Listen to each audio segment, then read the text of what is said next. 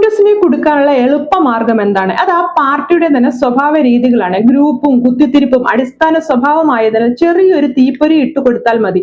ബാക്കി അവർ തന്നെ വെടിപ്പായി ചെയ്തുകൊള്ളും.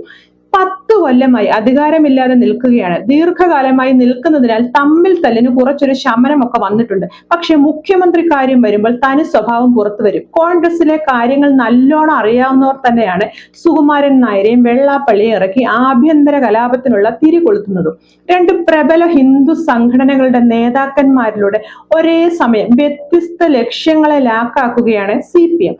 ഫലത്തിൽ സംഭവിക്കുന്നതോ സതീശനോടുള്ള കലിപ്പം തീർക്കാൻ കോൺഗ്രസ് പാളയത്തിൽ ഒരു കുത്തിത്തിരിപ്പും ഉണ്ടാക്കാം. ഇനി മറ്റൊരു കാര്യം, ഇടതുമുന്നണി അധികാരത്തിലെത്തുമ്പോൾ മുഖ്യമന്ത്രി ആരായിരിക്കണം എന്ന് പറയാൻ ഈ രണ്ട് കിങ് മേക്കർമാർക്കും നാവുയർത്താനുള്ള ശക്തിയുണ്ടോ?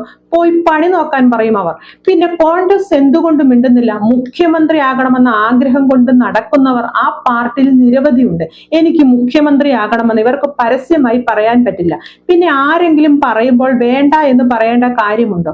പറയുന്നതോ പറയിപ്പിക്കുന്നതോ എന്തുമാകട്ടെ, പക്ഷെ പറയുന്നവരുടെ ലക്ഷ്യം എന്താണ് എന്ന കാര്യം എല്ലാവരും ഓർത്താൽ കൊള്ളാം.